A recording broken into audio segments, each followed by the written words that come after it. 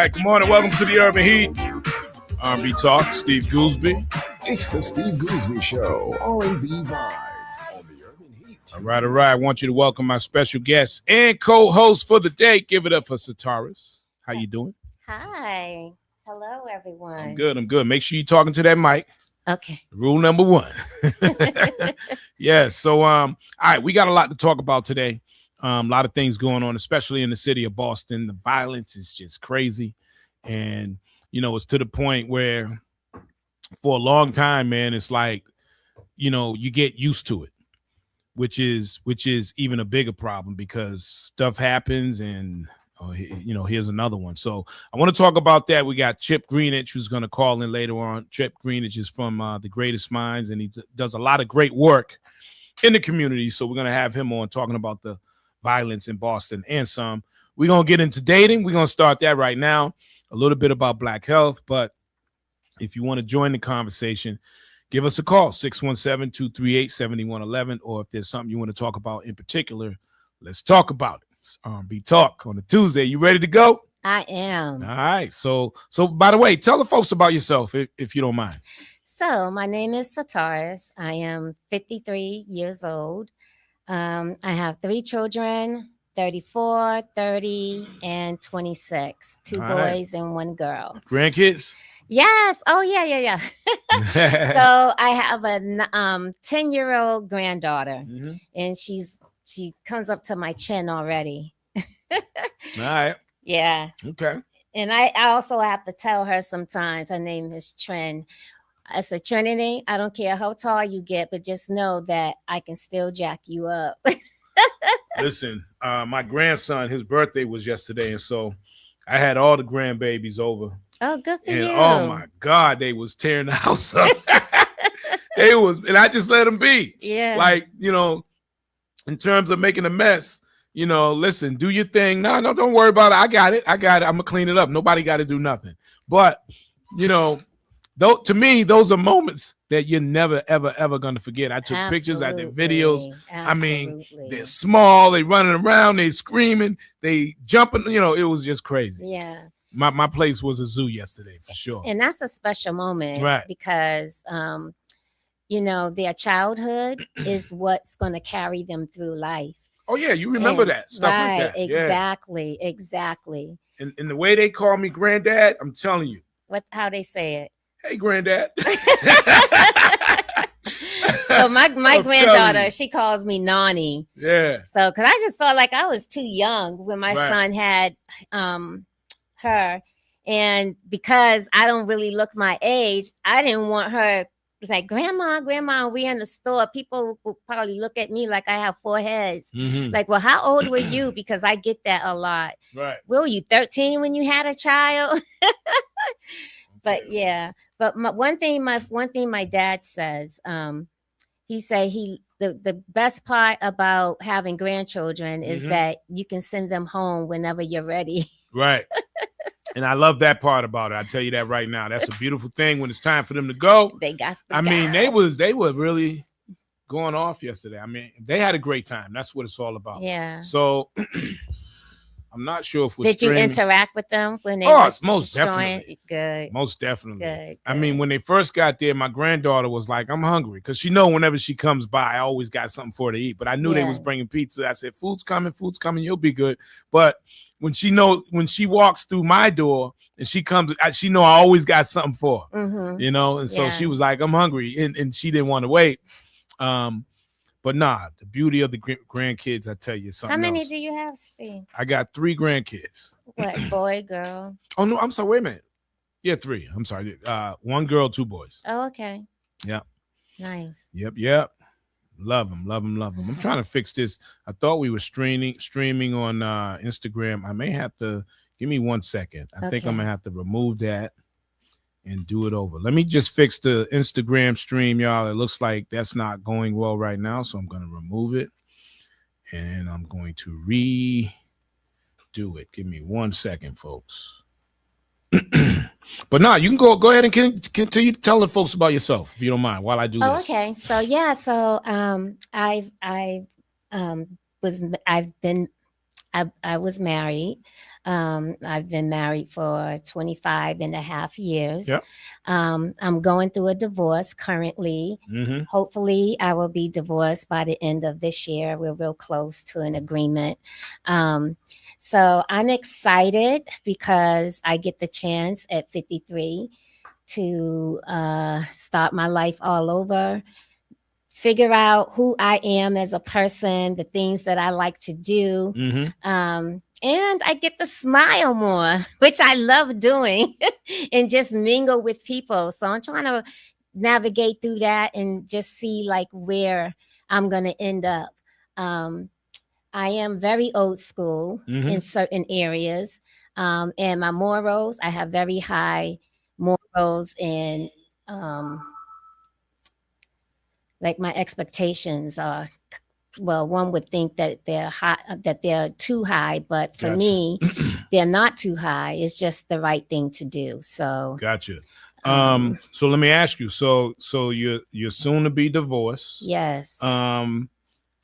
And you know, I don't know the story or anything like that, but are you all right with it at this I point? am. You know, I can and actually were tell. you not all right with it? Of course, I would Yes, imagine that I too. wasn't. It took me, so we've been separated for 5 years, Mm-hmm. and I was a mess. Like literally, I was a mess. Right. It nearly took me 4 years to really accept it and to be okay with it. Gotcha. I had to do counseling, which helped me tremendously. And during the counseling, I found out that I have PTSD. Mm-hmm. So I took a class in that. And currently, I'm in a PTSD class right now. Mm-hmm. And it's been great because it's been challenging me. I'm learning things that I didn't even know existed. So, but I am definitely okay. I can talk about it. I can smile about it. He and I are, we're cordial with each other. Mm-hmm. And even though our children are grown, I truly believe that regardless of what goes on between he and I, our children should not have to suffer behind us. Mm-hmm. So we still have family events. It's Christmas, he's over. They go out to eat together. He can Nice. come by the house Mm-hmm. and spend time with our children when they all come over. So we still take family pictures. So I'm big on family, period. Mm-hmm. And he is too. So we're good. We're good. All right. Yeah. So you wanted to talk about dating. So let's talk about it. Yes. Let's talk I'm about hoping it. to learn something new too. Like I need help Well, dating. Well, listen, I don't know if you were listening Sunday. So Sunday we had a show. It was R&B. Actually, we do this probably every other month. R&B relationships from a man's perspective. Yeah. So we that did it. Sounds good. Yeah. So we did a show on Sunday, and again, everything is from a man's perspective. We're not ever bashing women. We're just simply giving our voice from a man's perspective. Some people understand it. Some people don't. Some people figure, nah, y'all bashing. No, we're never bashing. We're just talking. But with that being said, we also feel that that's part of the problem because often when we talk, a lot of women don't listen. They don't want to hear that. Well, that's one of the biggest problem with women anyways. Mm-hmm. We don't listen. Oh, wait a minute. Hold on. Say that again. Say that again, please. It's the truth. Say that again. I said, that's the number one thing with women anyways. We don't listen. Why is that? Well, that's a great question. And you said it, so I want to know why. Great question. I literally think because we've learned that behavior from the past generation, which is my grandmother's generation, right?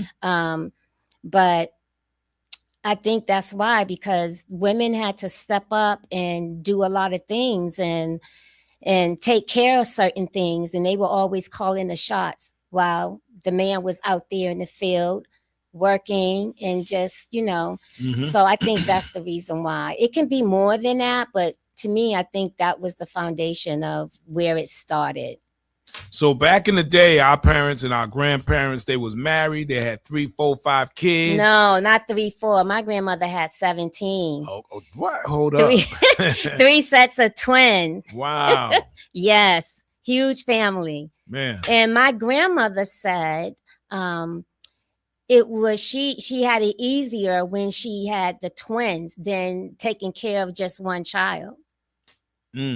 Yes. Wow. So those times were different compared to like right now. Right. So let me say this though, right? Because again, we're back at each other. Women, men this, men that, and the fellas, we tired of this and we tired of that. So we back and forth. But in all honesty, when you think about it, a lot of the argument is about tradition in terms of how it was and how it used to be. Yeah.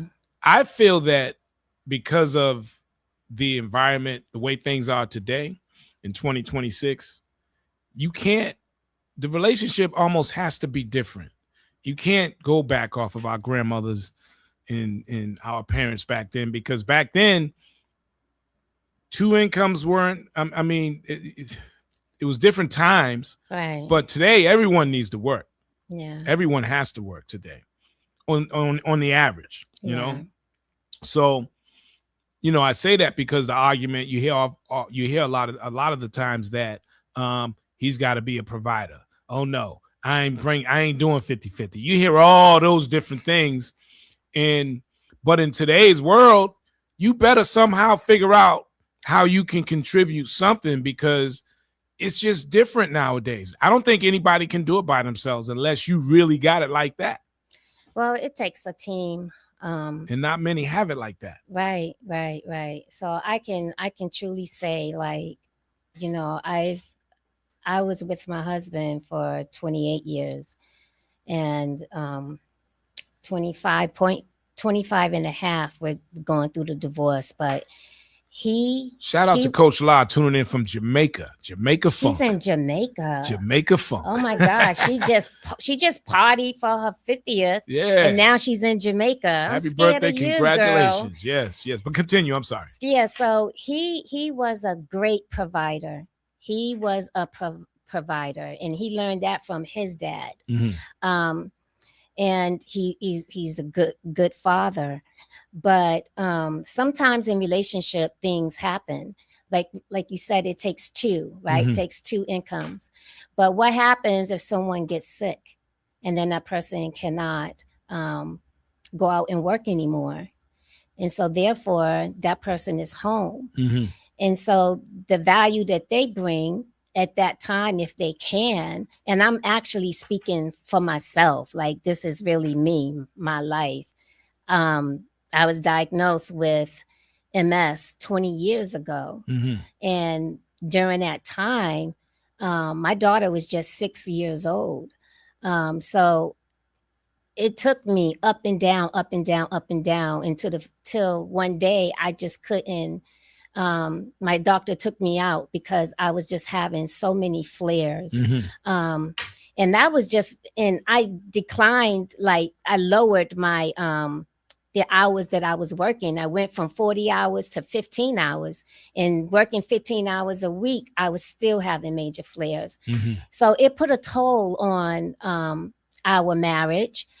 He became the breadwinner. He had to provide for all of us. And he went through a lot. And I tell you, my hat's off to him. He did a great job as being a provider. He took care of all of us. Mm-hmm. But what was I doing in the background? I wasn't working, but I tell you one thing. He had that same job for 17 years. And through the grace of God, God has allowed him to have that job. I was in the background praying for him. So let me ask you, I just want to back up just a little bit, right? Because you said it yourself, we don't listen. We don't. Meaning you women, you don't listen. And I'm one of those. So I want to ask you, was not to dig all in your business, but we talking about it. Oh, right? I don't mind. I'm open book. So with that being said, is there anything you can go back to right now during that marriage where you wish you would have listened? Or is there anything back then that you could say to yourself now that I understand that? You know what I mean? I understand now. Yeah. You know. So one of the major things, um, I've learned that words hurt. Mm-hmm. So I have said some things to him, Mm. and I don't think he's ever gotten over it. It struck a nerve. Mm-hmm. So when God says, there's power in the tongue, you can speak life or death. Mm-hmm. So a lot of Very times true. I was speaking death and didn't even realize it. Mm. So if I could go back, and the one thing that I've learned is to be careful of what I say, because it can really hinder a person and bring a person down. Yeah. So going forward, like just now, like I'm not in a relationship, but just life period with everyone. Mm-hmm. I'm more careful of what I say, because I now realize that, ooh, that that that can really end a relationship behind the words that you speak out of your mouth. Right. And it does go both ways too, but Absolutely. but with you saying that, listen, and I'm sure women don't forget either. When you say certain things, Yeah. we as men, we never forget. Yeah. We never forget. Mm-hmm. And at some point you will have to answer to that. Right. Right. Especially if you're trying to keep things together, you're going to have to answer to that, because it just doesn't go away. Right. Now, is it something that an apologies can fix? Of course. Of course. Well, it And depends, because it depends on what you said, I guess, right? That too, in the type of person, how the person is, because he's the type. He's the type that he holds a grudge. Mm-hmm. He'll say, "I forgive you," and then he'll say, "But I won't forget." But that's true, right? Right. That's true. But he'll say he forgives you, but really he didn't really forgive you. Right. Because he's still angry, he's still mad, and his action shows it. You know what I'm saying? So, yes, but so it depends on the person. Mm-hmm. Some people, like me, I am very forgiving. I've been hurt, stuff has been done to me, like, and I'll say, okay, I forgive you, and I Mm-hmm. want to move forward, because at the end of the day, I don't like him being angry at me, and I don't want to be angry at him. I'd rather be held, like, Yep. So by time, like, we go to bed, I want to be okay. Like, I don't want to go to bed angry and we're not speaking and all that stuff. Like, within an hour or two, I'm good. I'm ready to move forward. Yeah. But everyone's not like that, So I'm gonna keep coming with these questions. I'm gonna keep coming with them. So most of us men, we're huge on what we call peace. Oh my goodness! No, you didn't say that. That's what he used to say. Atari, I just want peace. You know what? I want peace. But he didn't realize that he was destroying his own peace. If you want peace, then why are you still doing the things that creates an argument? Okay. See, it goes both ways. It does. Right? It does. Okay. It does. But it does goes both ways. But that is probably the number one thing on the man's list. Yes. If you're trying to get a man, if you're trying to keep a man, right? The one thing every woman should know and understand is a man's peace. Is a man's peace. So Yes. Some women, like your reaction just now, oh my God, I've seen that and have gotten that, just doing the shows here. We see and hear that all the time. A lot of women still don't understand that, or they understand that, but they refuse to give into it. Well, help us understand. Help me understand. Like, what is peace? Because when you're the person creating the argument because you fail to respect your partner, and you're still doing the very one thing. Before you even get to that, it's almost kind of like it's two separate things we're talking about here. So I'm gonna come back to that. I want to just address the peace first. I'm not disregarding that. I just think it's two separate things. Okay. To understand peace, you're not going to understand it by thinking whatever the stuff did, whether it's true or not. But a man's peace is not lowering his stress levels at all in any kind of capacity. And I don't want to use the word don't nag him, but nagging can be a way of destroying a man's peace or bringing his peace down. I mean, there's a number of things. You actually, what is the most calmest moment with your man? When is he calm? You know, when do you, at what time, whether you're on vacation, I don't know, maybe it's in the bed. When is he at peace? Think about that first. When is he at peace? Why he's at peace at that moment? If there are ever those times, that's what you want in your man. He doesn't want to deviate from that. We don't want to deviate from that. Now, of course, things do happen. Your peace is going to be disturbed by things that are out of both of your control. You know, the pipes might burst in the house. Well, damn, I got to get this fixed. But that's a different type of disturbing of the peace. That's different. Right. You don't want your mate to disturb your peace. And you should be able to identify at all times if he's being stressed out over whether it's your questioning. I don't know. If women don't understand it, then I would just say it's not a hard thing to understand, but you have to at least be willing to listen, which is a big problem right there. If you're not listening, you're never going to understand a man's peace. Well, I can truly say that I have been putting into practice listening, because I was the type of person that was like, right? Always came back with something. And so because of what I went through and, and going through this divorce, a lot of things came back to me. And I was like just reviewing myself of like how it was, what I did, So I no longer want to be that person.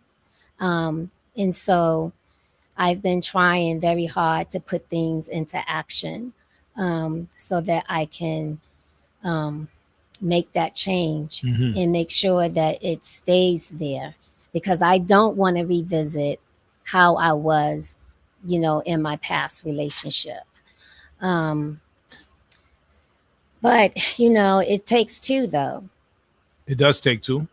He was mostly at peace in the bed, or of course when he's playing his video games, or when he bounced to go golfing, go play basketball,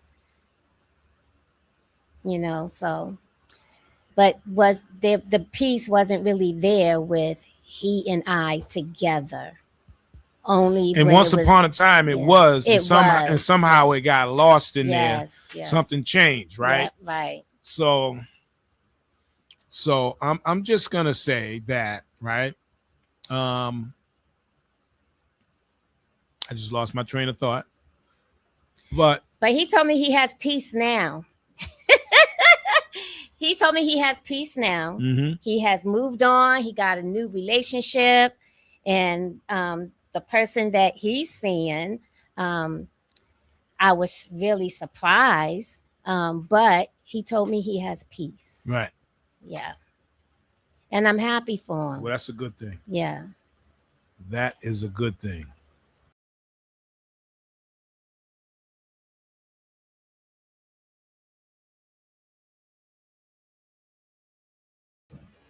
Sorry about that. Yeah, I think, that is probably the number one thing that when you go into any relationship, especially with a man, in 2026, you have to understand that element right there. But we do have a phone call. Who's this? Welcome to the Urban Heat. Good morning. What up, Steve? What's good? What's It's good? Marv. What's up, Marv? How are you, man? Hey, chilling. I'm in Puerto Rico, and hold on. Wait a minute, man. Like, Coach La's in Jamaica, you're in Puerto Rico, and I'm still in Boston. Hello, that's what I'm saying. What am I doing wrong today? Yo, man. Nah, go ahead, man. So, I just want to say I'm listening. I was listening the other day, and of course, when you and Rico and but who else you had on with you? Because I wasn't watching, I was listening. It was Eric Jones. EJ, yeah. When y'all get together, it's very entertaining, and you guys, you don't hold back, and I love it. So I just want to say thank you for that. Satara. Yes. Welcome. Thank you. Welcome. I appreciate your vulnerability. Thank you. Just listening to you and you being able to say the things that you're saying. I mean, you know how you see a person and you think you know a person, but you don't really know them. But you only know them from seeing them, and you may know their name. And just listening to you, I would have never guessed that you would be this vulnerable and open in your communication in this conversation. So I just want to say thank you. You're welcome. I appreciate that. I appreciate your words. I wish that all women would be able to find it within themselves to be this vulnerable and open and communicating and not placing blame. You sound as though you're taking responsibility. You said your ex was an incredible man, and I appreciate that too, because from what I hear a lot of times, women don't want to give credit for the guys that are doing the right thing, that have done the right thing. And just listening to you, it's very refreshing. So thank you again, Steve. As always, you do an amazing job. Continue to go work. And, Satara, I hope that we hear from you more. You will. Thank you so much. Thanks, Marv. Right. Appreciate that, man. Right. But I mean what I said about Puerto Rico, man. What am I doing wrong, man? You got to help me out. That's what I'm saying. I'm way too. This was a year-long plan. Okay. Family cruise. We were in beautiful. Yesterday. We're in Puerto Rico today. Love it. We'll be at sea for 2 days, and then we go to the private island, and then I'll be back on the grind. All right. Well, it's well-deserved, man. Enjoy yourselves. I needed this break, man. I was losing it. So. No doubt.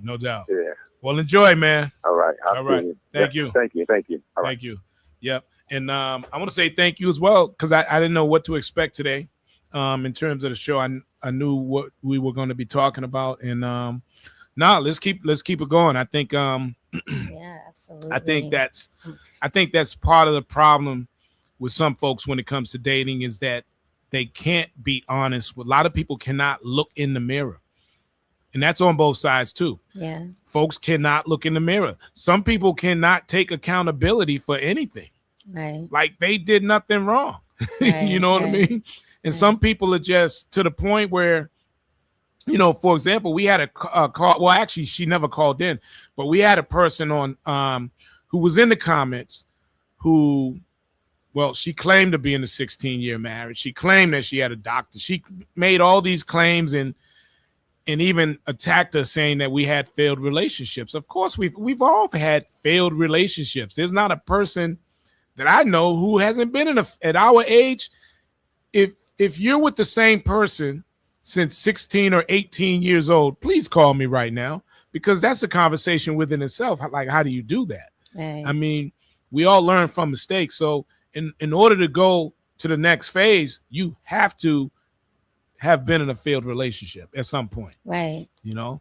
So in continuing our conversation, and I love where this has been going, because a lot of women, again, there's not a lot of accountability out there, and we are never bashing women. We are just simply, again, when we talk about R&B relationships from a man's perspective, we are just simply saying the things that do not often get heard on a one-on-one level. So let's continue that conversation. Yes. So you've admitted that women do not listen, and we've known that for a long time. You know, that was one of my biggest problems. Right. One of mine, but I'm no longer that person. I've been taking what I've been learning. Like I said, I have therapy every Friday, and it has truly been helping me. I went to a partial program, and I've just been challenged mentally, you know, and it brought a lot of things out. And some of the things that came out was different ways of mine. Wasn't just because solely of me. It was because of trauma that I've had in my childhood, you know. And so I can see things now, and I understand certain things. I can reflect back on things that I did, things that I said. There's maybe 2 things that I've said to him. I wish to God that I could just take it back, but I can't, because I already said it, right? And I didn't understand the hurt back then, but now I understand the hurt. And then it's like, so how can he really look at me as the same person after I hurt him? And even though he's hurt me too many times, but that one hurt, that 2 hurt that I may have done, just put a damper on things. Gotcha. You know? So gotcha. In doing Bible study, you know, God speaks very, very clearly about the power of your tongue, how it speaks the life and death. Right. And so I'm now being careful of the words that I use just in general. Okay. And I've been teaching my children, even though they're grown, but I share my experiences and I share the bad and the good with my children. Gotcha. Because I don't want anyone else writing my story to my children. My children hear everything from me.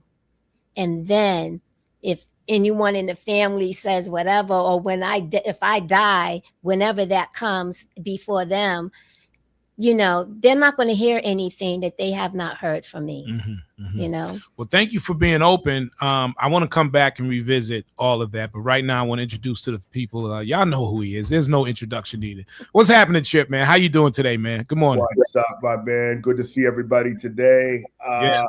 Yep, I'm in between of a summer program and also teaching a class at Harvard. So I had to jump right on here. I got like 15 minutes. I did a little interview and all that, but wanted to make sure that I got to see you. And then you put a beautiful person on the flyer, so I had to come up and show up today.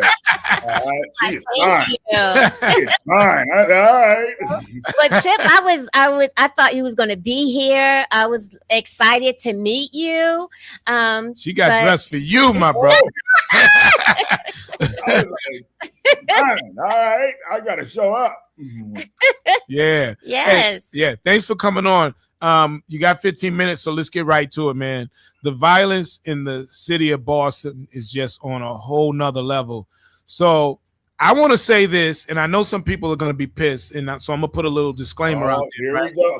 Put a little disclaimer out there. Here we go. By no means am I saying I'm in support of Orange Man or whatever you want to call him, right? Trump. But I just want to make a point real quick. What he did with the National Guard, right, in Washington, D.C., and I forget the other places he did it, the crime dropped dramatically, right? why can't we take a page out of that book somehow, some way, apply it here? It don't have to be the National Guard, but it just seems like the power was in numbers, right? Even when you go on vacation, you go to places like Dominican Republic, Colombia. I go to Hawaii. I don't know about you. Well, I don't know if they do. I've never been to Hawaii, but in some of those places, they have armed guards in the places where tourists are, and nothing ever happens. Is it really as simple as that? And maybe because when you look at the violence, right, it's been continuous for decades in the same neighborhoods over and over and over, right? And I mean, come on, is it really that difficult? What's the problem? How do we fix it? Well, I'm a sociologist by training, so forth. So I'm going to go global, then I'm going to go local, and I'm going to go all that real quick. Just give me like a good minute and a half. It's really interesting. Do people know that in London that the cops don't have guns? Wow. They don't have guns. They never have guns. You know what I mean? Right. But that's how, the sociological ways of how people look at policing is very different in other places. Another thing is that in Kennesaw, Georgia, I'm not sure people realize this. Kennesaw, Georgia, 20 years ago passed a local ordinance. This is like, maybe an hour and a half, hour outside Atlanta, that every person in the house, any person in Kennesaw, Georgia, in this town must have a gun. In the house, registered. This is what the local city council did, all that other stuff, right? Do you know crime plummeted like 85%? And that's what I'm talking about. This is in Georgia. I didn't know that. Plummeted. Kennesaw, Georgia. Look up Kennesaw, Georgia gun law, everybody. It plummeted 85% there. So for us, we got to start looking at these kind of solutions. Is it more police? Is it less police? Is it more youth programming? Is it less youth programming? We got to start looking at this as the guts of what this really is. We need to look at it as a solution. And what we've been doing is, putting putty on little things over the last 20 to 30 years about to make this thing happen. As you know, with these things in the 80s, stop and frisk and all that is tremendous.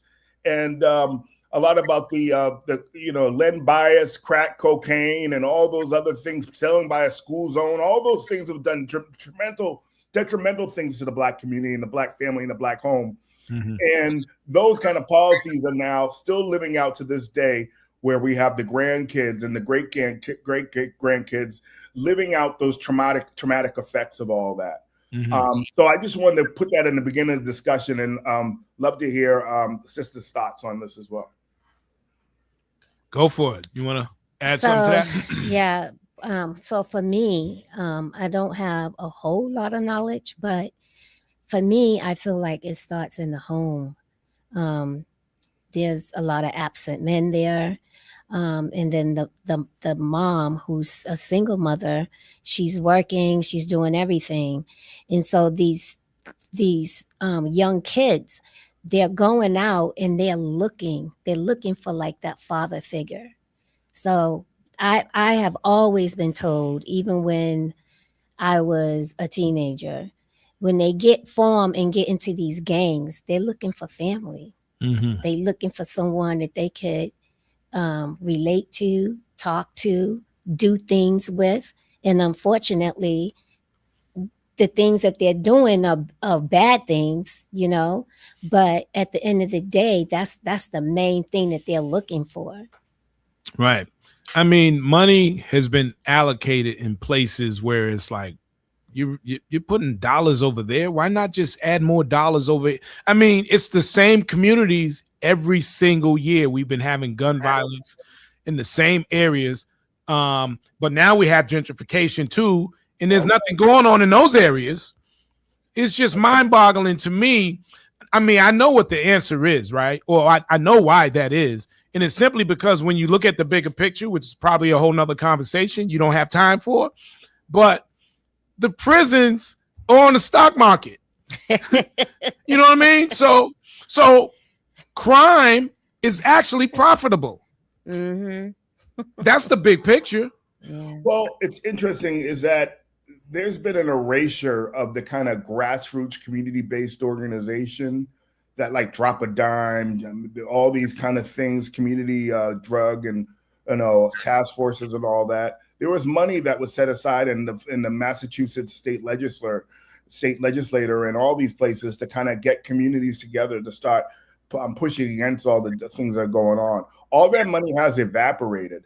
But also another thing that has happened to bring people community is that the rise of social media. A lot of people aren't joining these kind of neighborhood associations and getting together in groups and all that because of social media.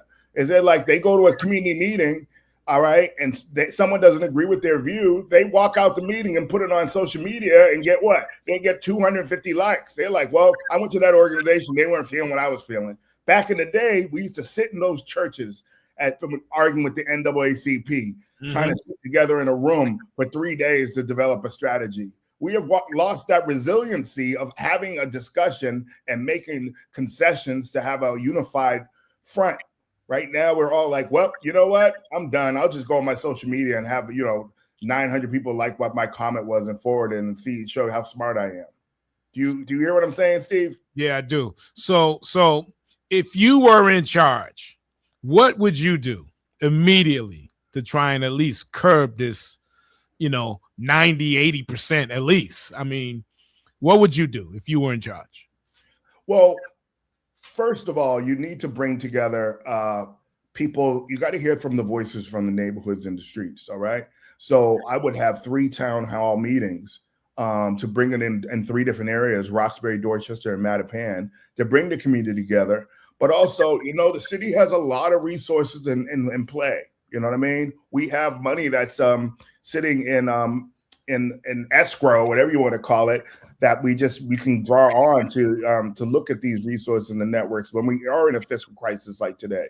So you know what? I would ask that and also find money and resources for the summer. $3 million is not a lot of money. Give $1 million to Dorchester, $1 million to Roxbury, $1 million to Roxbury, Dorchester, and Mattapan, and have the community be able to sit down and devise a plan how to spend that money during the months of June, July, and August. It's not, we have the money.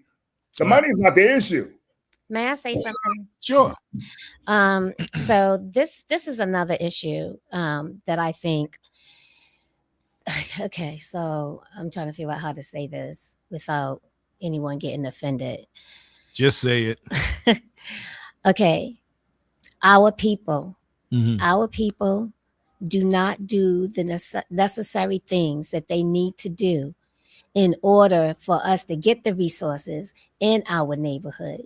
They're not signing no petition. They're not going to any meetings. They're not going downtown. All they're doing is sitting back, yapping, and that's it. So if you're not willing to fight for your community, you're not going to receive anything. When you go outside. I'm saying the same thing, is that all those civic organizations have been evaporated, and people are now at tables saying, I think you're hitting the same point I'm saying. Right on. Yeah.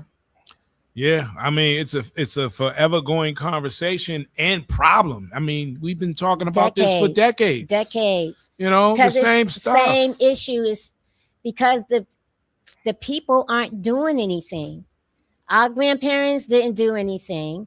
My parents' generation, they didn't do anything.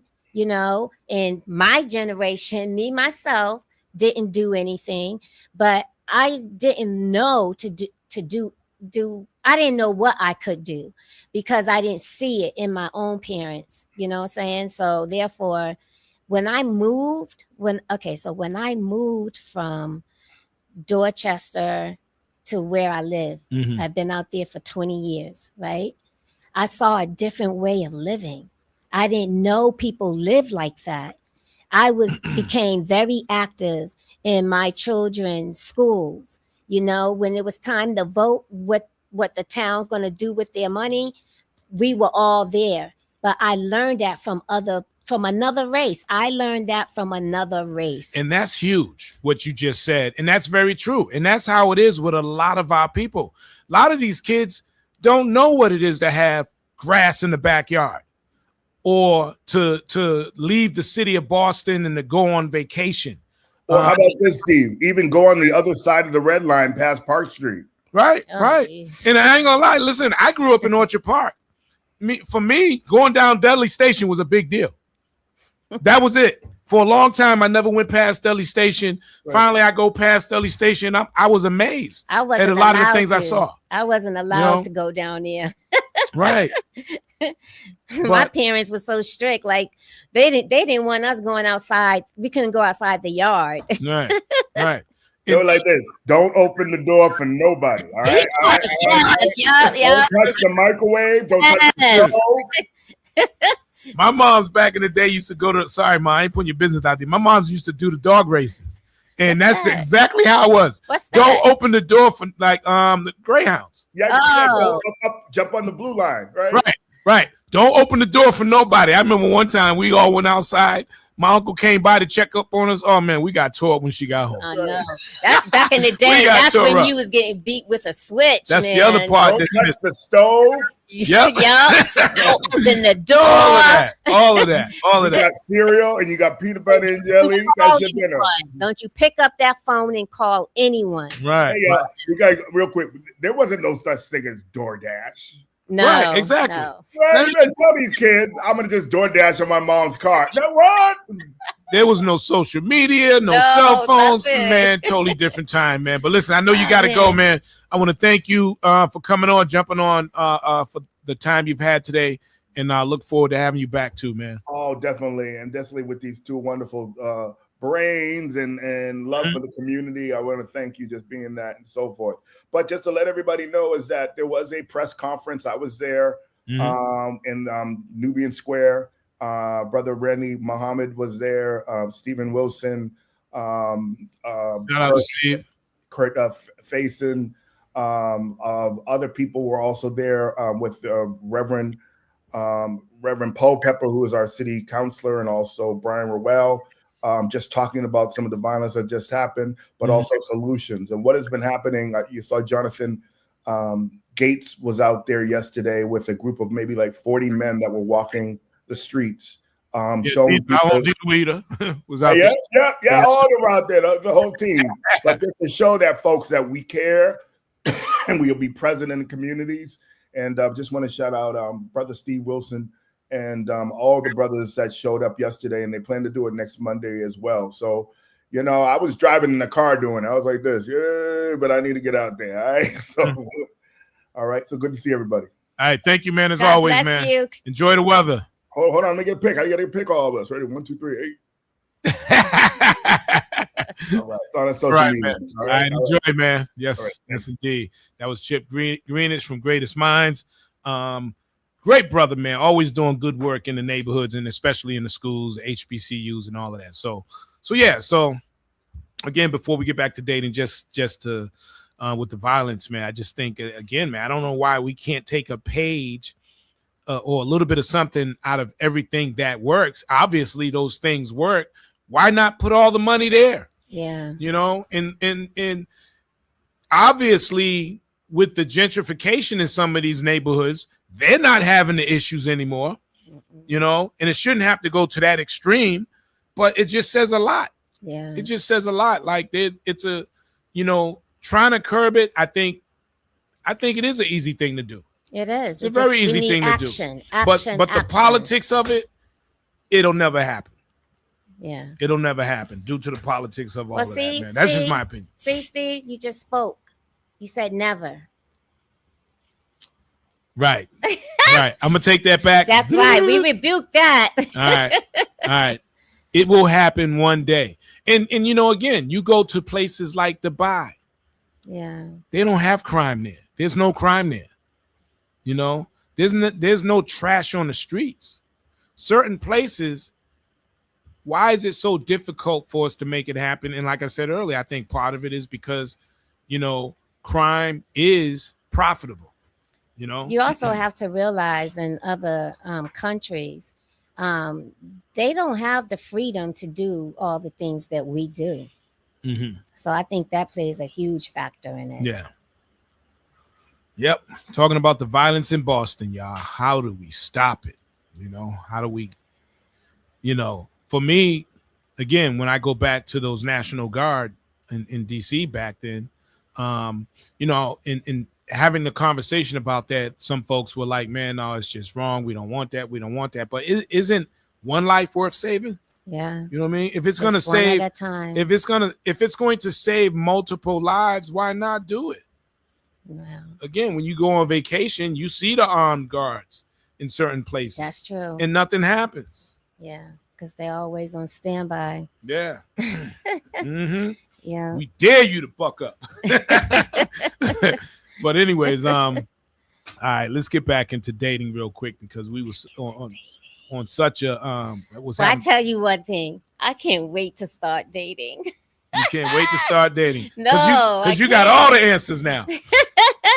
Well, I've learned a lot. Yeah. And it's been 5 years. So yeah, I'm so ready to start dating. But, with my own values and the things that means a lot to me, like I have to be divorced before I can really get out there and start dating. Right. So I'm living by God. So therefore, I have to be patient and wait and work on me. So before, like all these years, 34, my son is 34, just turned 34. So for 34 years, it's been about my family, not me, just my family. That was number one. So now it's like, it's me. And like, oh my gosh, so what do I do now? So my friend's been telling me, go out by yourself. Have you heard of that? Have you heard of a woman going out by herself? I think a lot, not necessarily women, but I do think a lot of people in general end up going out by themselves, So I have not done that yet, but I'm going to try.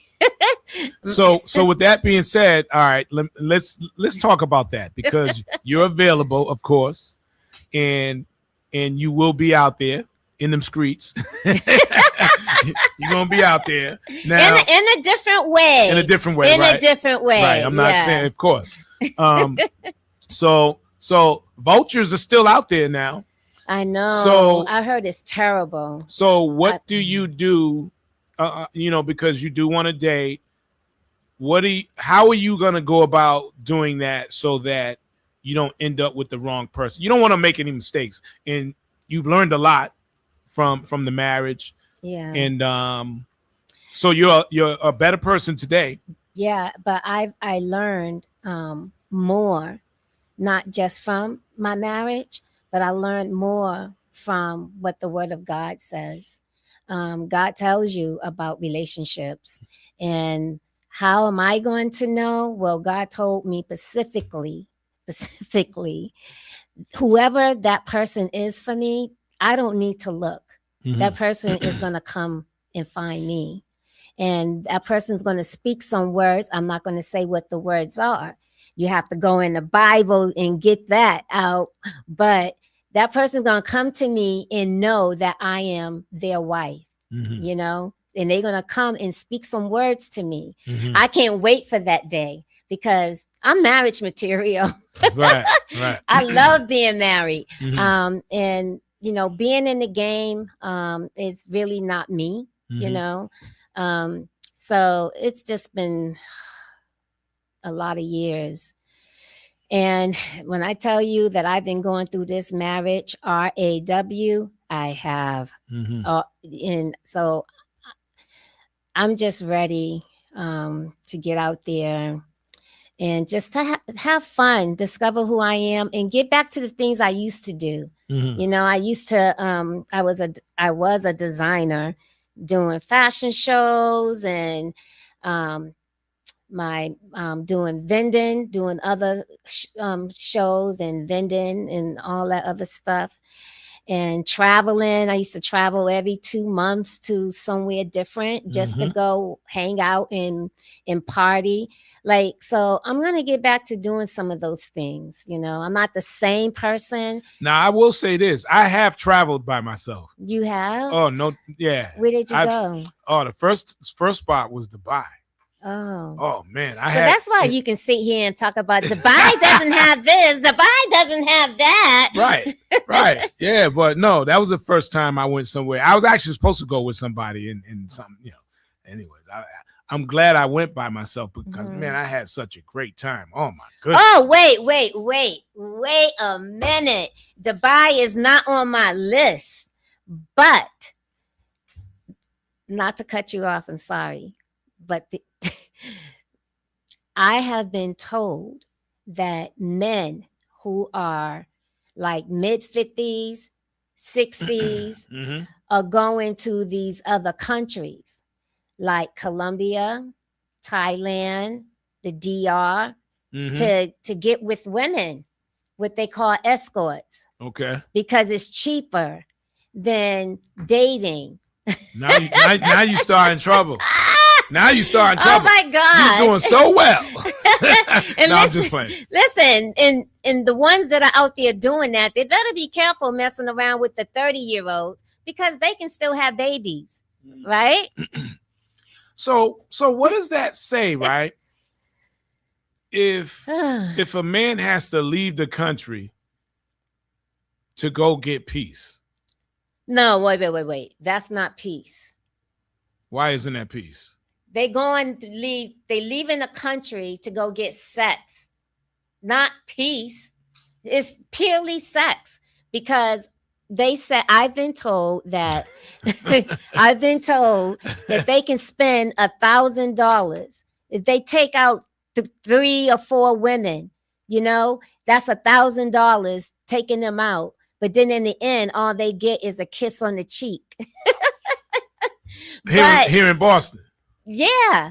But then they can go to these other countries, which ends up being like a vacation for them, spend $200, and have all the fun they want to have. And then come back home as if nothing happened. That's peaceful. I mean, I'm not saying it's right or wrong. That's crazy. But I mean, to be on vacation and be somewhere in an environment where, they purposely you're being loved or whatever you want to call There's no love. Lust. So now let's dig into that a little bit more. Lust. let's dissect That's that. Not good. Lust. Okay. Lust is dangerous. You're too much into the flesh. That's what that is. Lust can definitely be dangerous. It's gotten a lot of people in trouble. And I've been told by a man that he said that men are sexual creatures. So it's all about the sex first. Yeah, I can. Is that I'm not going to say it's all about it ain't all about the sex first with me because I've learned a long time ago that's the easiest thing in the world. So that don't need to be number 1 on my list. Okay. Well, it's number 1 on many lists because if they're traveling just to go get some sex, I feel bad for them. And I feel bad for that young girl because it's kind of like taking advantage, I'm sorry, I don't mean to laugh. And where does it leave? It's just how you said that. I feel bad for that young girl. Yeah. Now, all right, let me tread lightly here because, let's just back it up just a little bit and come back to that only because I don't want to lose track of dating. But, how do we go from here to having to travel to those islands? How did that happen? How did we get there in the first place? Well, I know like this age category, mid 50s to 60, 64 probably. But prior to them, even when I was younger, I used to hear that the older men like in their 70s would go out of the country and get with these women.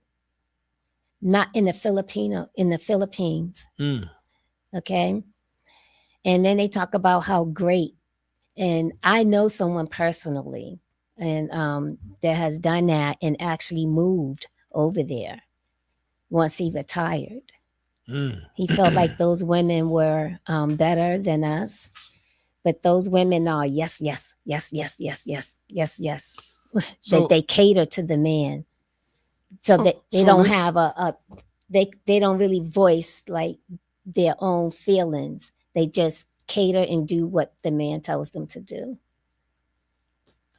Again, I'm going to go back and I'm going to say it. I'm not saying that's right or wrong, but you got to be able to take a little bit of everything. If you ask me, you got to be able to take a little bit of everything that makes a man happy to understand peace. Because you said just now, yes, yes, yes, they cater to the man.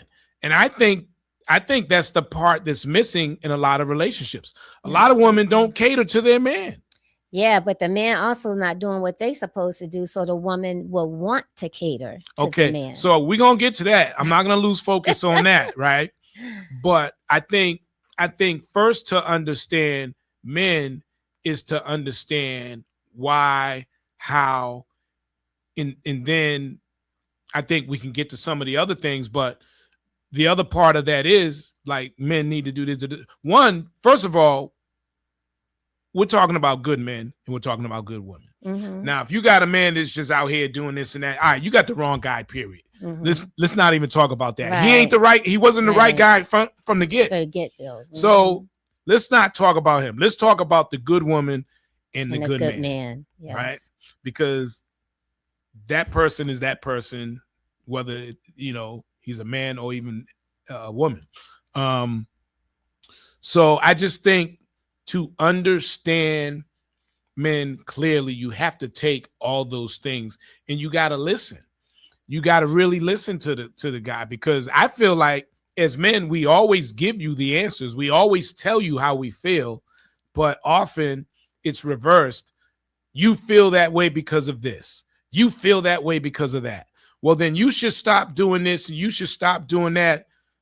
Okay, let's get back to that. But did you hear what the guy said? Yeah, did you comprehend? That's where we get lost. We get lost right there. Right. Women don't often comprehend what he's saying and what's bothering him. And then as that continues to happen, he continues to move the way he's going to move because I give up. You know what I mean? That sounds like mine.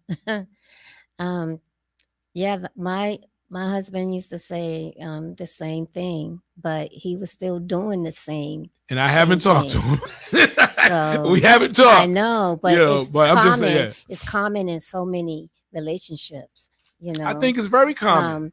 I think is I think the man should go to that woman and like sit her down and let her know that you're coming from a good place and this is how you're feeling, so that she knows that you're serious about what you're saying.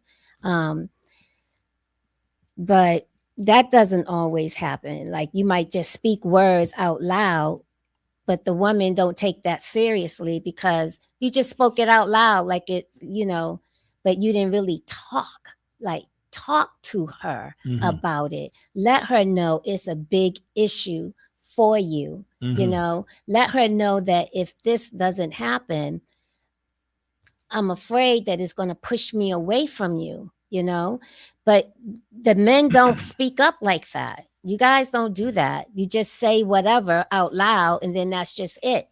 In general, most men aren't the greatest communicators. Right. Or they're the greatest communicators, but when it comes to their partner, they're not the greatest communicator. Because they get lost somehow in trying to communicate their things. And I just think knowing your man, you would better understand that we're pretty easy. Every man does not come with a list of demands in terms of being hard to understand and live with. We're very, very simple. You can count them on your hand in terms of, if you want your relationship to last, number one, you got to understand your man. You have to understand but your he man. has to open up to the woman, to his spouse. Because you have a lot of men that don't open up. They don't really tell them their feelings. But then they can go and have a female friend or whoever else and just blur everything out to them, but don't tell the spouse that, so it's a communication problem. So then what is it in that other person where they feel comfortable enough to open up to that person but not open up to you? I think it's a cop out, to be honest with you. It's just their choice. It's a choice.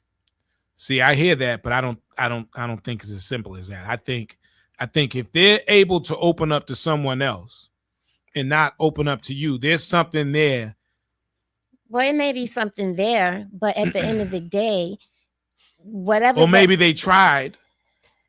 Yeah, that too. They Right. may have tried, but maybe they didn't try in the right way for that woman to receive it. Just like you said the woman must know her man. Mhm. The man must know his woman. It goes both ways. It does, but I think oftentimes that's where the problem is too, because if you really look at it, although it goes both ways, the problem is it usually lies on the man, right? So let's go there and try and fix that. I feel like we're in therapy session. Hey, life is therapy. Right, Hello. right. It is. But if it starts with the man, why not? Okay, this is where it starts. So let me just get on this island right here and try and figure this out instead of doing the back and forth where, well, the man got, because I hear that all the time, especially when we do our R&B relationships. From a man's perspective, I always hear that, well, a man got to do this too. Well, if a man want peace, he got to give peace. And that's how it is. Yeah. It makes sense. It goes hand in hand. Hand in hand. It does, but the point I'm trying to make is that men are easy, and although it goes hand in hand, someone has to give in to the point where, all right, I'm going to listen to everything you say, and I just want to focus on you. I want to hear everything you say, and I want to understand everything you say, and I want to respond to everything you say that's bothering you, and I'm going to work hourlessly to try and fix that. Okay, so after you listen for hours, did you put it into action? Because that was, in my relationship, that was the issue. Mm-hmm. All I wanted was some time, just time. He was very selfish with his time, but he would get it twisted, thinking that because he was a great provider, he didn't have to put the time in. That's not marriage. It all works together, And so where you're sitting back and you're saying like, I just want some peace. Just give me some peace, right? But at the same time, are you giving her some peace?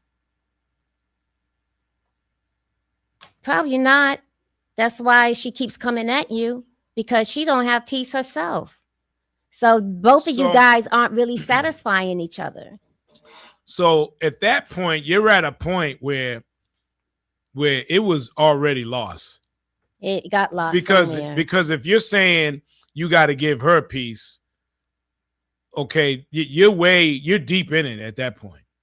Somewhere where it got lost for the first time, it was not addressed. That's how I feel.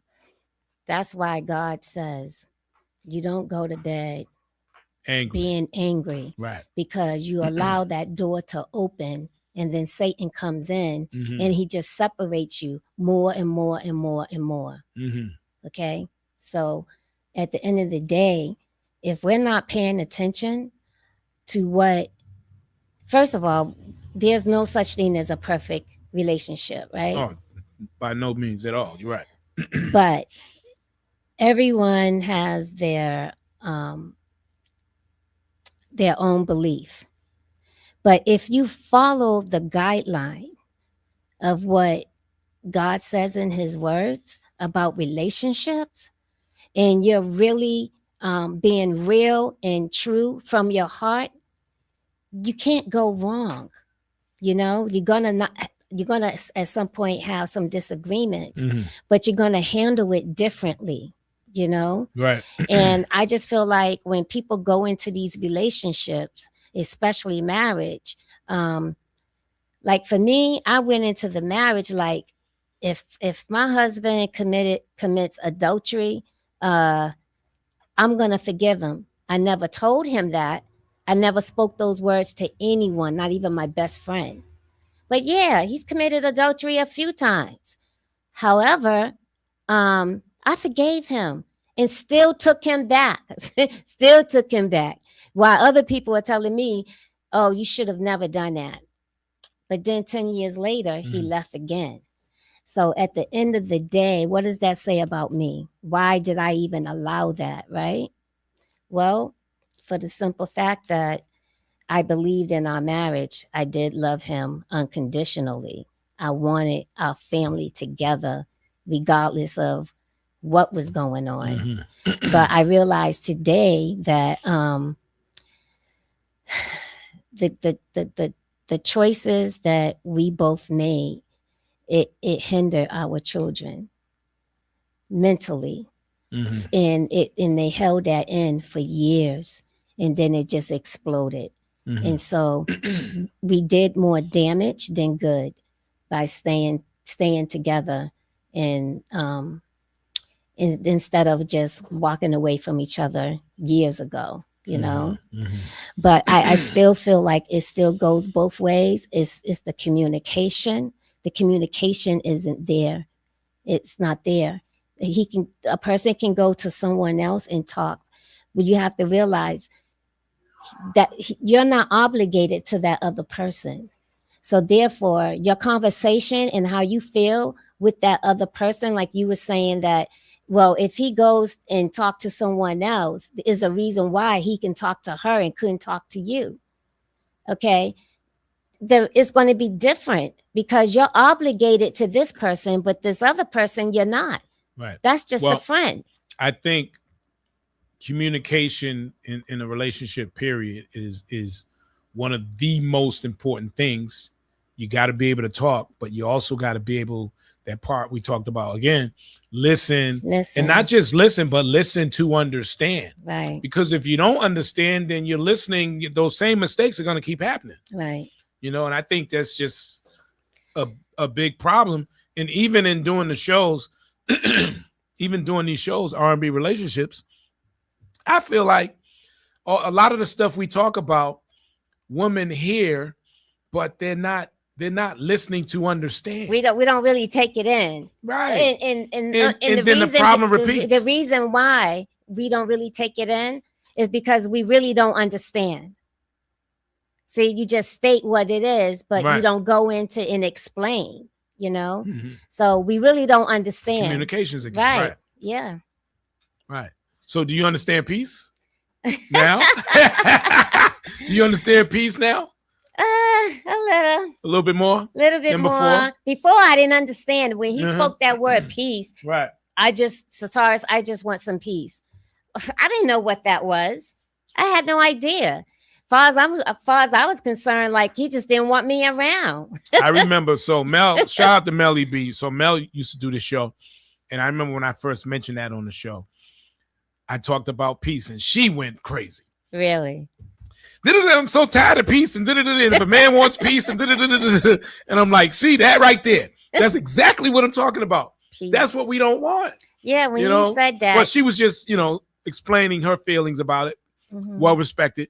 But it was that demonstration right there is what we kind of talk about, the rah, I don't want to use the word nagging to say women that nag, but some women can be nagging about the same things over and over again. I just think but that was me. But I didn't feel like I was nagging.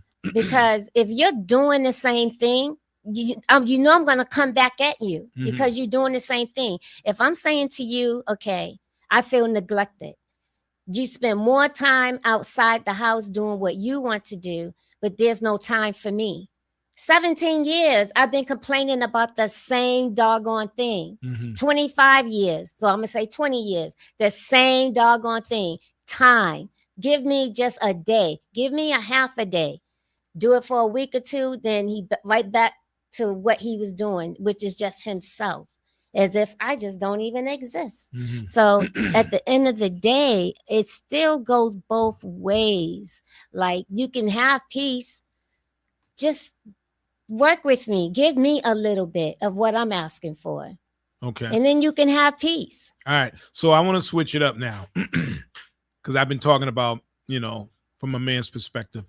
So talk to me from a woman. Help me understand some things now from a woman's perspective All right, so that men may not understand. Maybe I can help do it. You know what I mean? so for a woman, like we will tell you what's some women. I'm very open. So I if something's wrong with me, I'm definitely going to tell you. So some women, if they come to you and they tell you, this is bothering me, okay, but then you don't do anything about it, and then you're still continue to do what you're doing. And so a woman would take a lot and they will hold it in. Some may hold it in, some may just still be verbal, right? But at some point, that woman's going to shut down. She's going to shut down.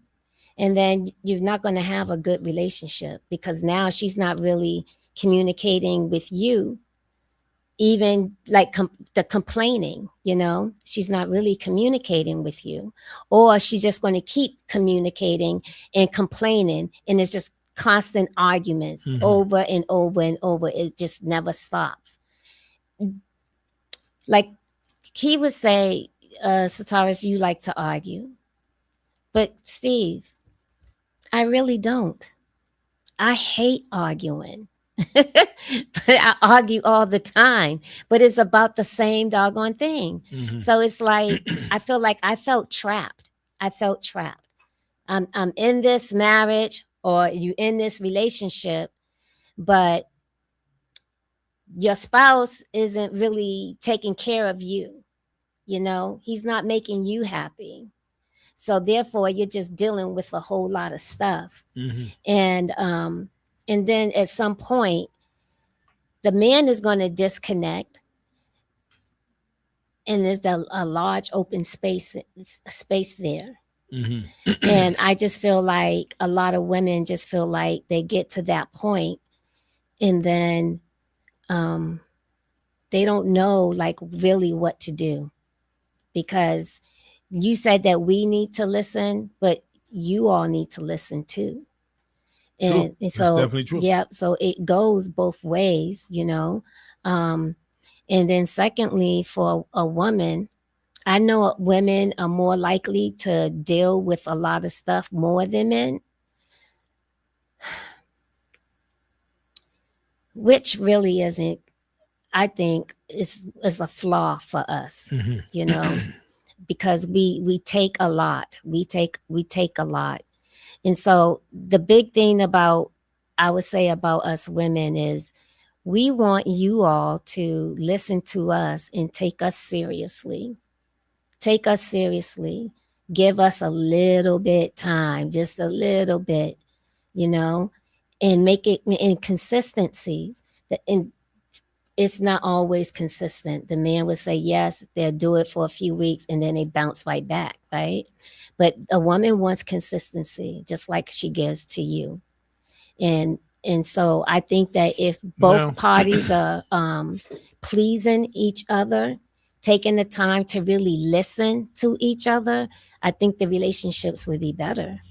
Now, sometimes all those things you might want might not be easy for a man to give. Like what? I'm just saying in general. What if, for example, you talked about time. Of course, if you're married or you're in a relationship, you always want to give time. But sometimes, and I'm not saying this is your case, but I'm just saying, for example, let's just say, you worked 8 hours, or whatever it is. You had a long day. Whether it's construction, whether you're an electrical worker, those guys work. I mean, plumbers. I don't know what kind of job. It could be an office job. You know, let's say you had a long day work, you're hungry, you're tired, and you only got so much time to give afterwards. I'm not saying that's the case, and it could be something else, totally different. You want to give all those things. What if he's just not capable? What if a person's not capable of that? I mean, that's a possibility. How do you not be capable? Explain that to me. I'm just saying in general, not. You said it though. How is a person not capable? What if a person, you ask 5 different things? What if he's not capable in giving all 5? What is, out of the 5 things, maybe he can only address 3 of them. Okay, so then he tells her that. Yeah. He tell her that. Again, it's communication. You know, first of all, when a woman loves you, they're gonna stand. And he may not even know. He can't provide those. You know what I'm saying? Well, again, if he can't, then he should tell her that. And it doesn't lower him, you know. He just can't at that time, you know, which is understandable. But again, you want to go on vacation. Yeah, I wanted to go on vacation. You want to talk about vacation? I was supposed to go to Aruba for our 20th anniversary. Oh, okay, let me tell you. He went with the mistress. So, you know. Oh, see, I was trying to pull that out. Yeah. You know, So it goes both ways, Steve. It goes both ways. It does. Both ways. It does. But, and I'm just, again, now I'm back to a man's perspective. It goes both ways.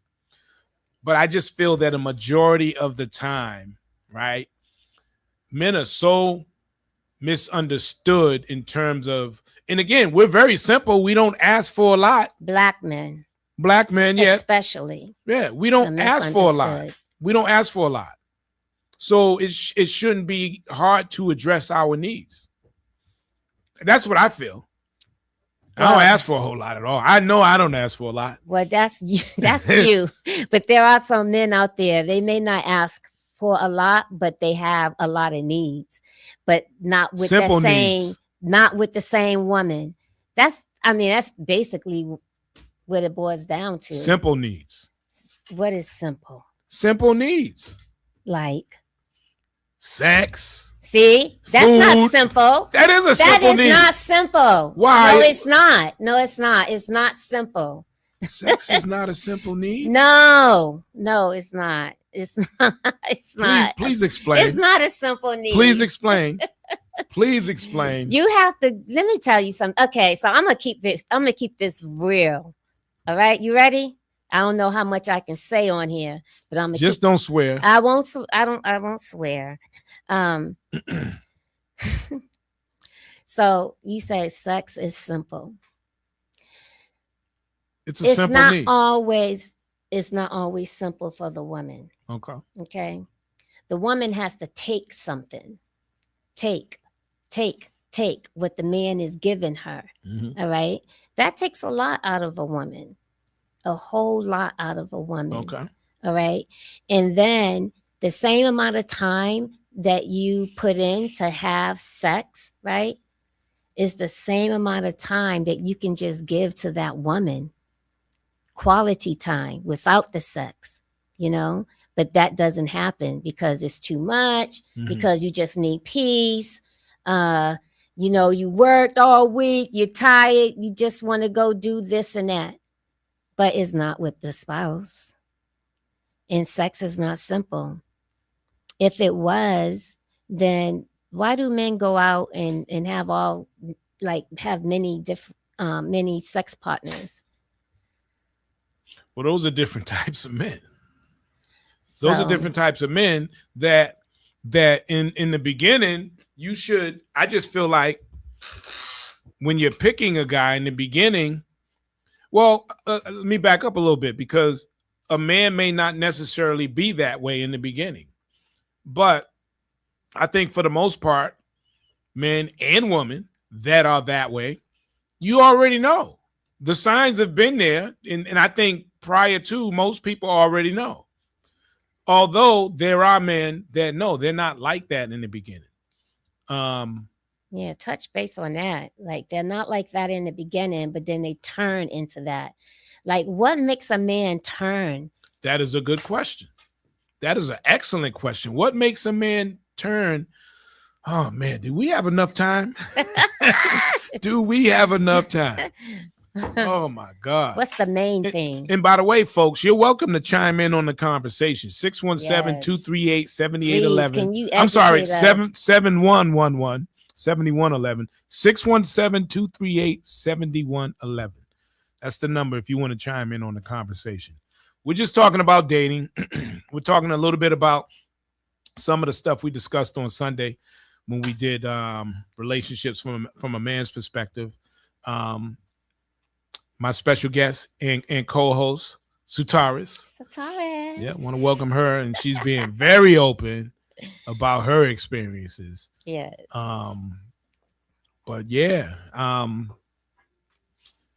I mean, again, this could we could talk all day about. I know it's so many layers. There's a lot of different layers, but I just think overall, men are simple. We are simple creatures. I agree. Very with simple. that. Some men, though, you have some men that are worse than women.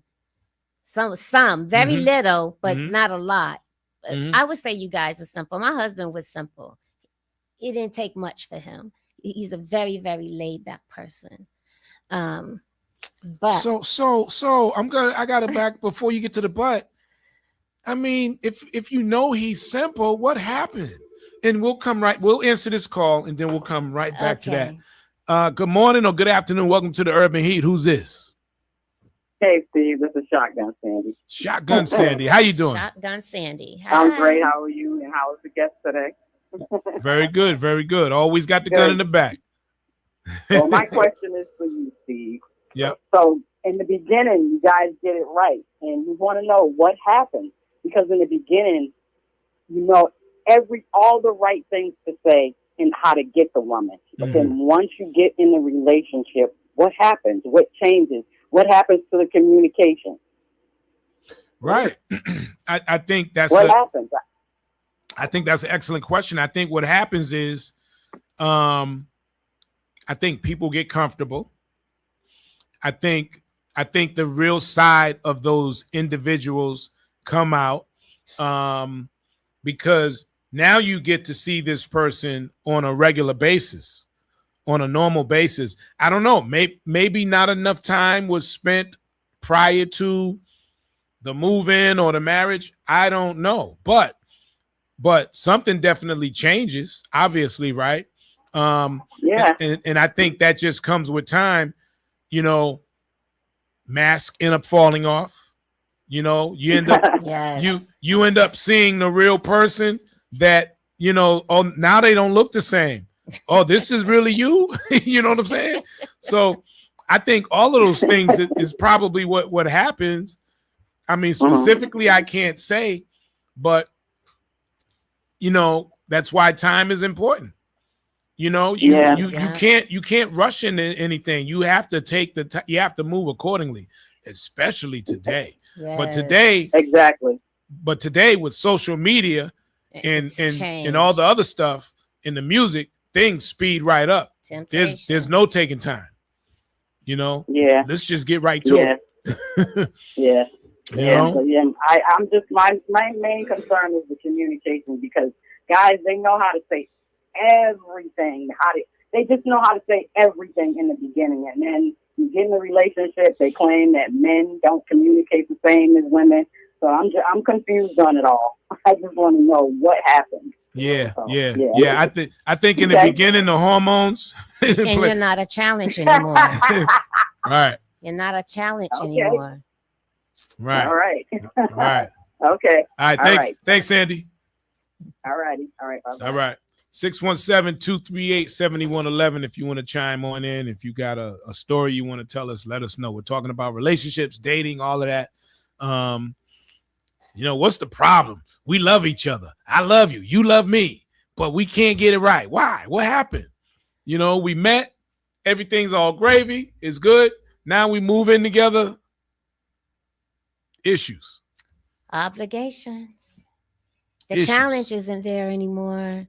You know, so I feel like. But with that being said as well, you see what's out here. Nothing. The pool, there is so much piss in the pool.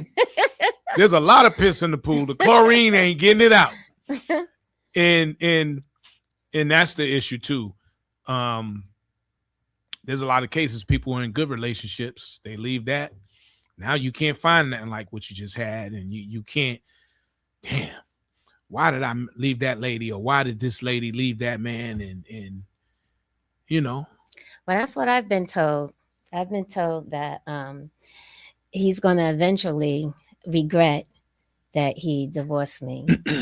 But with that being said, I just think that you have two people, and at some point, someone changes, or they both change, right? And so now they're seeing things differently, and they're just getting further and further apart. But I still come back to the communication, because as they're getting further and further apart, I don't understand why someone does not come in and say, we need to sit down and have a talk. We need to figure out what is going on between us, why, and be honest. The honesty isn't always there either. And see if you can work on it. And a lot of men, you know what? They don't want to go to marriage counseling. They don't want to go. And then some of them, when they do go, their heart really isn't in it. They're just wasting time. But you're not getting anything out of it because you're not being real with yourself, So if you tell a lie, you can't fix a lie. Right. So I just feel like, it's still the communication. Because if you're starting to feel a certain way about me, and your love is different for me, I wish he had a, I wish he could have said something to me, because then I would have been like, oh my gosh, okay, I need to change. Whatever I need to do to make this relationship work, I would have done that, right? But that didn't happen. And not just in my situation, I think this in a lot of people's relationship, that the other person whose feelings are changing towards the other one, don't go to that person and say, my feelings are starting to change, and this is the reason why, Right. Because sometimes us women, we don't realize that when you say something, like you said, we don't listen, and we don't always listen. We hear you, but we don't always listen. But we don't realize that you're really serious about certain stuff. I think until it's too late. Yeah, I think that's a big part of the problem.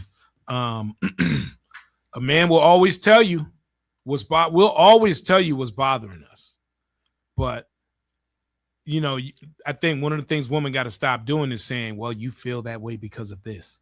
Well, then you need to stop doing this. Don't stop diverting.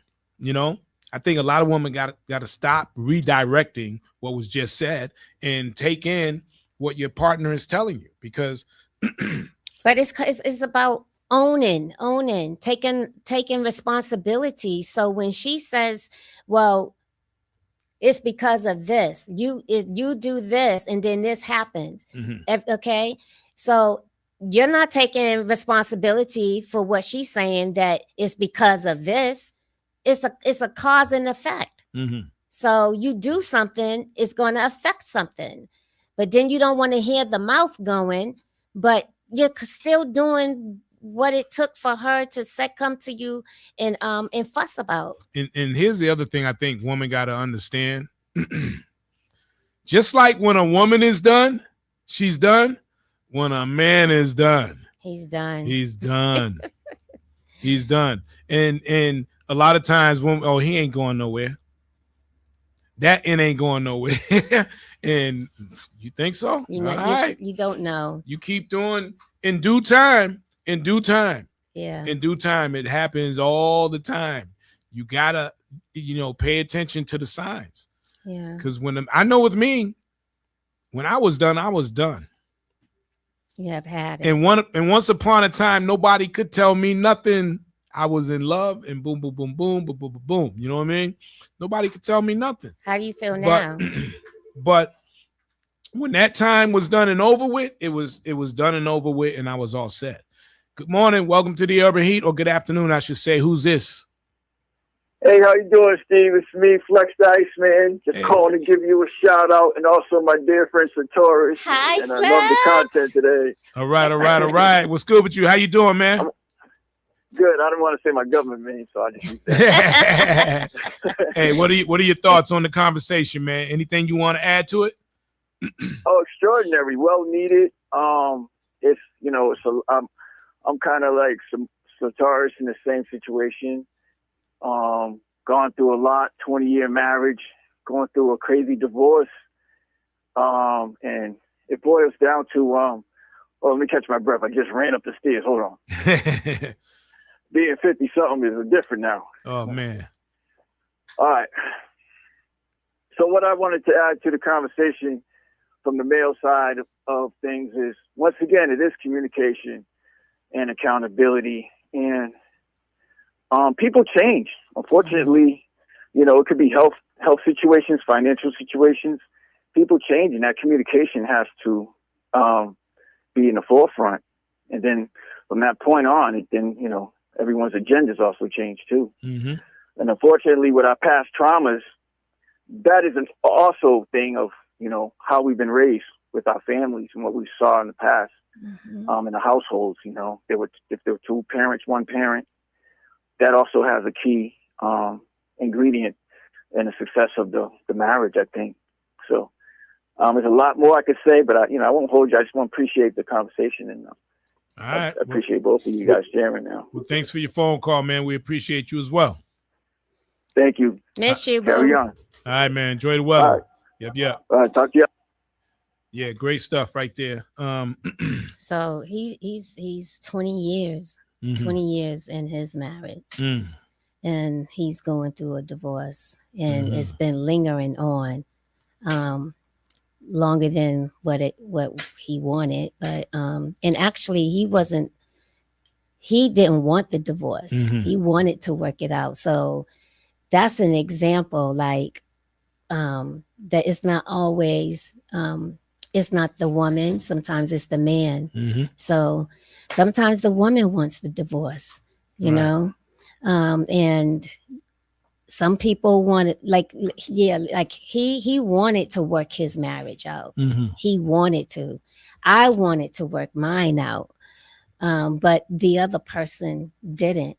So if both parties don't want to work it out, there's nothing you can do about that. Right. And that's the thing. Like, do something before it gets to the point where one side has checked out. But that's the thing.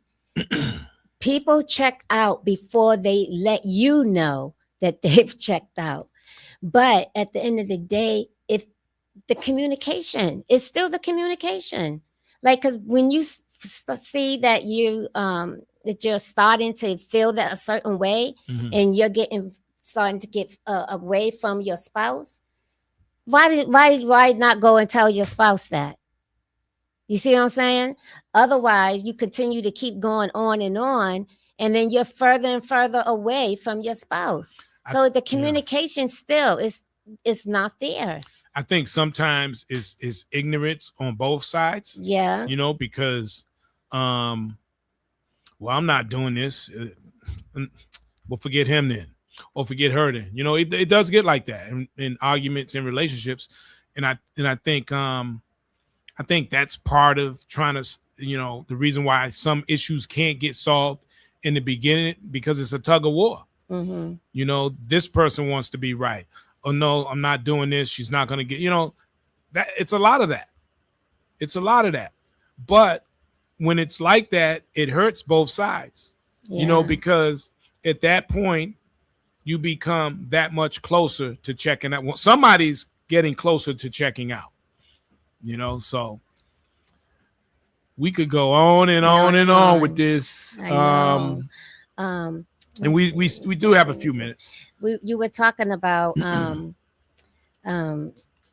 arrest, love and arrest. Oh yeah, So love under arrest. under arrest, right? So, have you ever been in a situation? No, but I know of people, Mm-hmm. and the laws that are here in Massachusetts are not the same in other states. So down in Georgia, Mm-hmm. right? Like how they say here in Massachusetts, this is a woman's state, Mm-hmm. right? Georgia is not like that. So they will arrest the woman too, Mm-hmm. and the man, of course. But there has been times where, well, actually, I almost got arrested. Let me say that I almost got arrested. Who called the one time. police? My husband. Can you believe that mess? Okay. I almost swore. This dude called the police because I was driving behind him. He didn't want me to know where he was living. All right. Like literally, I'm behind you. It's not like I'm cars and cars. I'm behind you. Really, I was just doing it to aggravate you. But he called the freaking police and he drove back to the house. Right. And so when I got back to the house, the police were already there waiting for me. I almost got arrested because they told me to go in the house. I didn't want to go in the house. I'm in my yard. Why can't I just stay in my yard? Mm-hmm. And so they threatened me. If I don't go in the house, they're going to arrest me. Mm-hmm. And so then he's going to call and tell me, oh, I'm sorry. I didn't know it would get like that. So I'm just like, what the, why would you call the police on me? I just thought that was just like so low, because I would never call the police on him under any circumstance. But you called the police on me because you're trying to protect where you're going. And and I was just really doing it just to aggravate him because he didn't do something that needed to be done at the house. And I was annoyed that the fact that this man that is supposed to be my husband is living somewhere and I don't even know where. Didn't know what was going on. Well, I wasn't trying to pull all that out, but that's okay. I told you I'm an open book. Right. Yeah, love under arrest. We talked about that on Sunday. Shout out to EJ Eric Jones, who told his story about being arrested and taking it to trial. He was found not guilty, of course. Oh, they went to court. Yeah, they went to court, went to trial and everything. And the crazy thing about the situation, it never happened. So in Massachusetts, I had a situation myself. I won't go into detail about it, but whenever, they arrest the man and the state takes over, whether your partner shows up or not, you have to defend yourself. And you're talking about serious charges going on your record for things that didn't happen. I just think it's crazy that an individual anywhere can be allowed to call the police, make up something that never happened.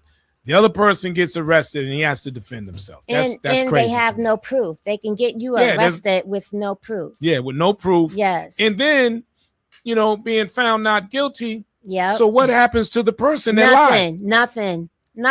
So there's a situation with my son had years ago when his daughter was younger.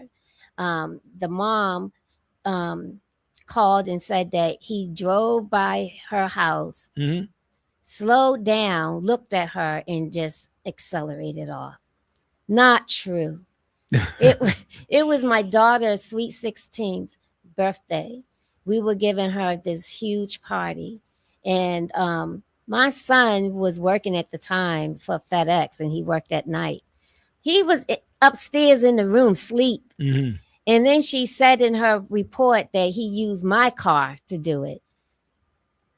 Then it happened. We were in court for 2 years, 2 whole years behind a lie. And her own proof didn't even show what she stated in the report. Yeah, I had to fight something. It was 6, 7, it might have been 8 months.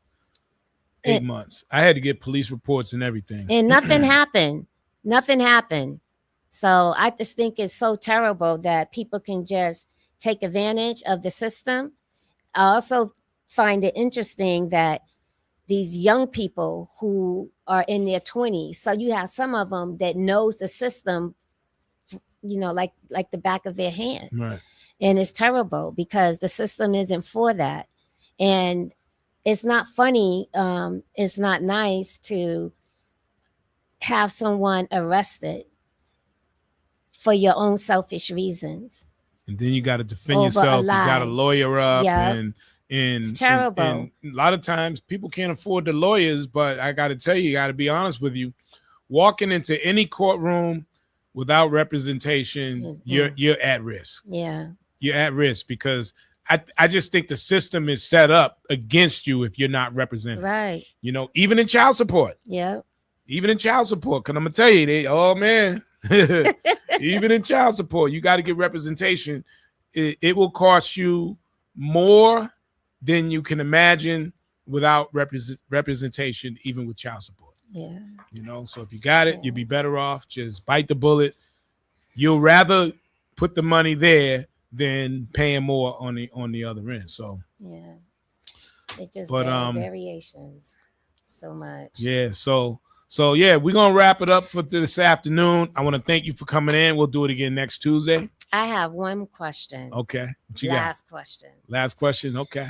So can you tell me, Steve, mm-hmm. what is a healthy Black relationship? What is a healthy Black relationship? What does that look like? In 2026? That's an excellent question. A healthy Black relationship, for starters, is two people together on one accord. Now that sounds easy, and when you think about it, it really should be.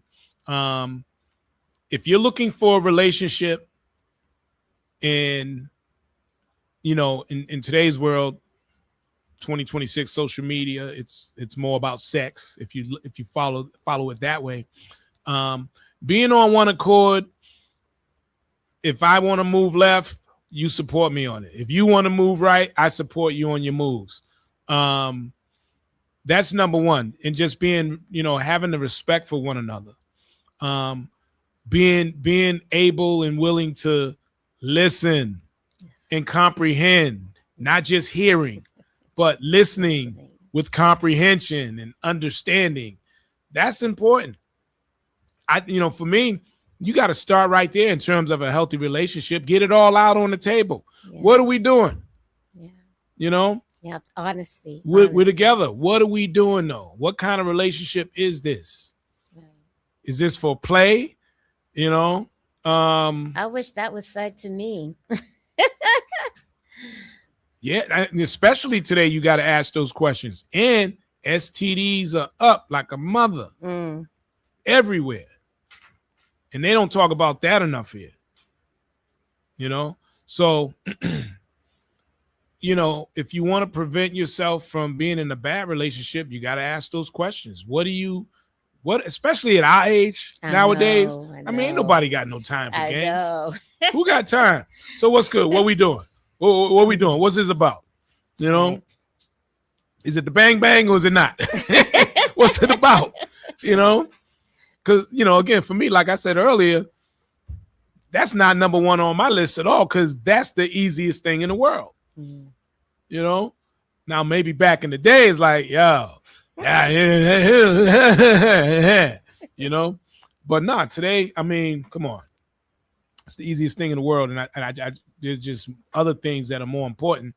If we're going to be spending all this time together, let's talk about that. Yeah. So how does that look? We got to communicate, and honesty and have compassion. And it's different for everybody. Right. It's different for everybody. So yeah, let's pick it up again. Let's pick it up. Maybe we'll just do a dating segment on Tuesdays. Yeah. Y'all going out on dates this weekend? Let's talk about it next Tuesday. How about that? Oh yeah. Well, am I included in that? Yeah. If you go out on a date, someone has to ask me out for a date. Yeah. Come share your thoughts. And I know I said this is the last question. Go for it. We got time. Okay. So we were talking about this earlier, but I answered the question, but I'm pointing it right back at you. what did you learn from your last relationship? Woo, boy.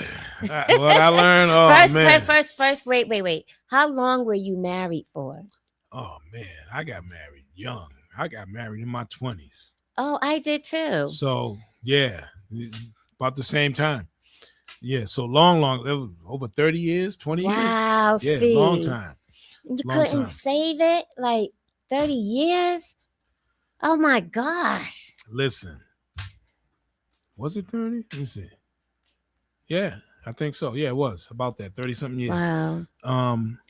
And that's why I said before, like when a man checks out, like when I checked out, I checked out.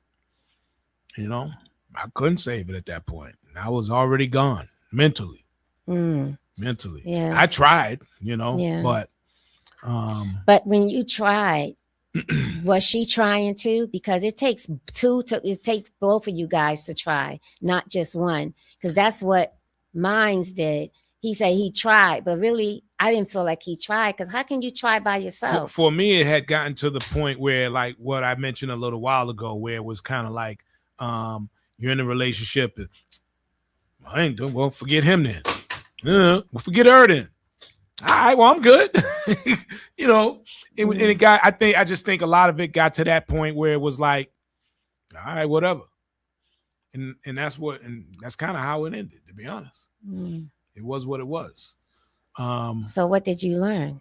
What did I learn? What did I learn out of that? I think it taught me a little bit more in terms of, especially for the next relationship. I think I learned a lot. Well, you got to tell me something. I learned about what I would love in the next one, what I want out of the next one. You know what I mean? The direction and that for me, it would be more about me.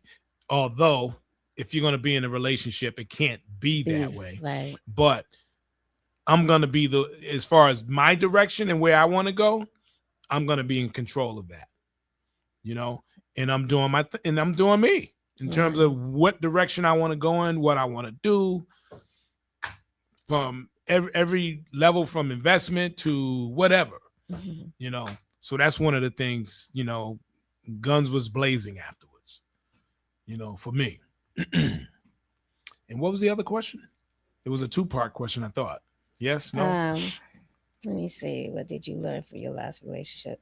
No, that was the only That was thing. it? Yeah. Yeah. And it takes two. It really does take two. But you have to be in control of yourself in terms of what you want. You can't always, you want to be able to give, but you also can't give to the point where you're not happy. Sometimes people will give, and they're not happy. You know what I'm saying? They're not happy. And I think a lot of folks do that. So you have to be able to, one, be happy with yourself first, right? That's number one before you can give to anybody. And see, I'm learning that. I'm learning that now, because it's just always been about my family, Mm-hmm. and I lacked with myself. Yeah, you want to take care of everybody, right? So now, and you can't. I'm learning to take. I don't know what that means, though. I'm learning to take care of me, but I don't really know what that means. I guess one day at a time. I'm trying to figure out who I am now. So you still going through it, basically. Yeah. Like, what do I like to do? Like, I did discover one thing. I've been in Cali for the past few years, back and forth. I have been to 4 concerts in 2 years. I didn't know I like concerts. Right. But and you're on this show. You're doing this show now. Oh yes, I'm so. But this. So this will help. Yes, and not only that, like, I just feel like, let's talk about how this came about. what was it, like a week, two weeks ago? Yeah, right? Juneteenth. Right, Juneteenth.